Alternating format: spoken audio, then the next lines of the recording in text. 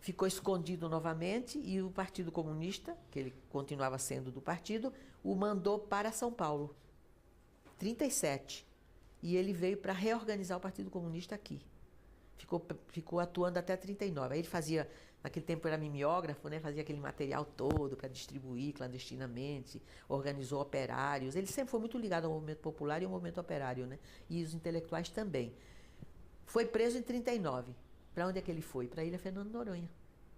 Milhares de presos foram para a Ilha Fernando Noronha. Ficaram Fernando Noronha até 42, quando Getúlio fez o acordo com os Estados Unidos, de ceder a base em troca da siderurgia, eles passaram para Ilha Grande. Então ele ficou preso de 39 até 45.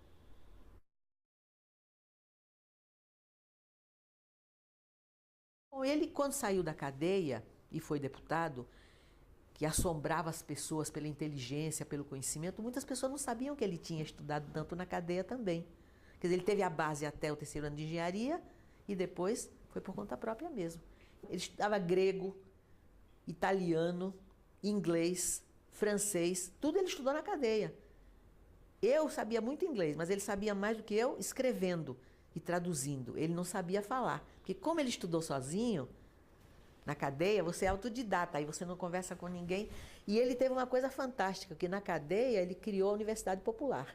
Ficou conhecida como Universidade Popular. O que era isso? Todas as pessoas, muitas pessoas estavam presas, de todas as profissões. Então, todas as pessoas que soubessem fazer alguma coisa ensinavam a outra. Então, eles criaram tudo. Uma troca. Era uma troca. Fizeram curso, desde curso, vamos dizer, de matemática, de línguas, de tudo, até marcenaria. Tudo que as pessoas soubessem fazer, ensinavam aos outros. E isso salvou todas as pessoas, praticamente, da depressão, né? Daquele sentimento. Você imagina, isolados na Ilha Fernando Noronha, não podia fugir, porque se fugisse tinha tubarão, né? Como é que ia fugir?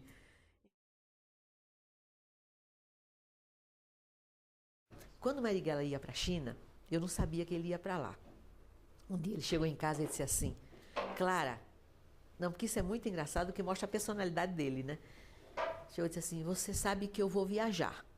Eu disse, quando? Não perguntei para onde. Ele disse, vou viajar daqui a um mês. E eu preciso treinar inglês. Como ele era autodidata, lembra que eu contei? Ele sabia mais inglês que eu, lendo, traduzindo, mas ele tinha dificuldade para falar. Disse assim, então vamos treinar. Então, a partir de agora, um mês é pouco, né? Mas vamos treinar. Então, a partir de agora, você não fala mais nenhuma palavra aqui em português. Se você quiser água, se você for fazer não sei o quê, vai dizendo tudo em inglês. Mas ele tinha uma dificuldade enorme para falar. Você dizia hat, chapéu, ele não conseguia dizer hat. Ele fazia, é como se fosse let. Eu dizia, não, let é outra coisa. Mas foi muito difícil. Finalmente, ele viajou, né? Quando a gente se encontrou na volta, eu disse, escuta uma coisa, você não teve aonde mesmo? Ele esteve na China. E como é que você se arranjou com aquele inglês? Ele disse, foi ótimo. Como foi ótimo? Você tinha a maior dificuldade? Ele disse, então, você não dizia que eu não sabia dizer hat?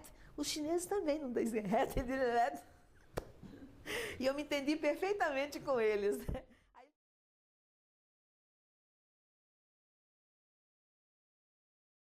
Marighella foi para a China e nesse mesmo período eu fui para Campinas. Quer dizer, eu ia com a incumbência de montar uma escola de formação política. Saí do Rio com a mala cheia de livros, etc. E quando cheguei em Campinas, fui presa. Porque o companheiro que foi me esperar, eu não conhecia, nunca tinha ido a Campinas. E o companheiro que foi me esperar era líder dos rodoviários.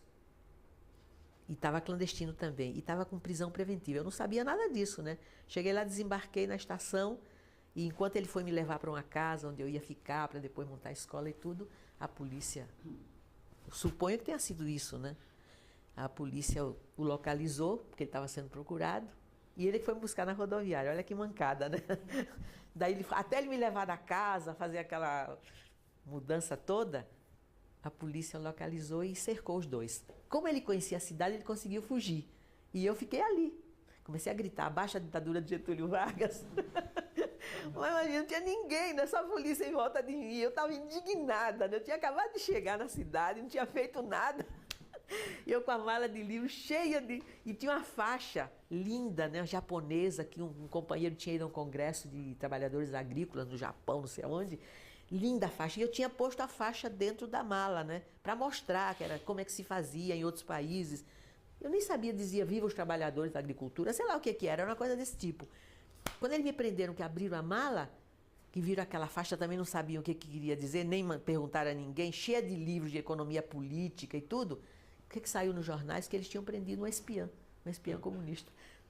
Tanto que a imprensa da época dizia isso, né? Presa em Campinas, a espiã comunista cujo amante fugiu. O companheiro que se mandou, né, conseguiu fugir. Uma coisa assim absurda. Até que chegou o momento que eles resolveram me tirar de dentro da cela e me levaram lá para o fórum. Cheguei lá, o fórum cheio de polícia, parecia que eu era um monstro, né? Polícia por todo lado, com metralhadora e tudo. E eu fui para lá. Aí eu pensei comigo, bom, eu vou falar. O que eu vou falar? Estou pensando, vou dizer, né? E quando eu estou pensando como é que eu ia, se eu ia dizer, diante dessa situação tão desigual, né? Entra um advogado, que já morreu, né? Um advogado maravilhoso daqui de São Paulo, Altivo Ovando. E o Altivo Ovando entra, ele usava um terno preto, e foi falar com o juiz. Estava começando as perguntas, né?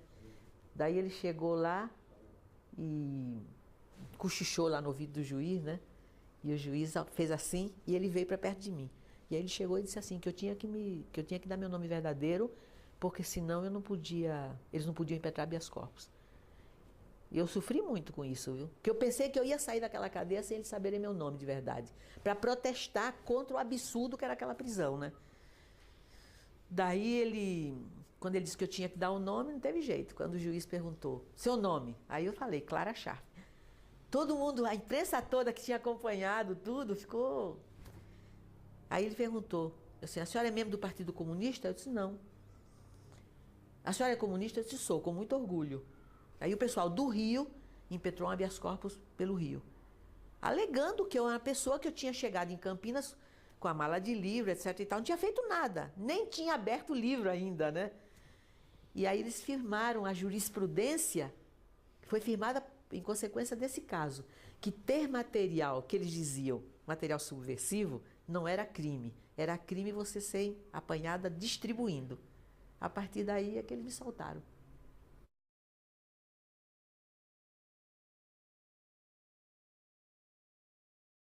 Os comunistas naquela época eram contra, né, o Getúlio, e até em manifestos e tudo, né? Mas quando houve o tiro, que aí o povo foi para a rua, né, indignado, começou a quebrar coisa, os comunistas se aliaram, né, ao povo naquela hora. Muita gente foi para a rua e percebeu que havia um enraizamento muito grande do sentimento do povo pelo Getúlio, né? Mesmo tendo havido Estado Novo, né? Por causa daquelas bandeiras todas que se dizia que era de responsabilidade dele, né? A legislação trabalhista. Ele era conhecido como o pai dos pobres, né? Então a massa popular, ela sempre... Depois mesmo porque no golpe, quando houve o golpe contra o Getúlio, quer dizer, quando fizeram aquela armação toda, o Lacerda, que foi aquela figura, né, do corvo, né, como se dizia, o povo tinha ódio dele por causa da morte do Getúlio. Então foi muito incrível essa mudança. E isso foi abrindo o caminho e foi mudando também um pouco a posição dos comunistas depois da morte do Getúlio, que acabou dando no apoio a Juscelino em 55.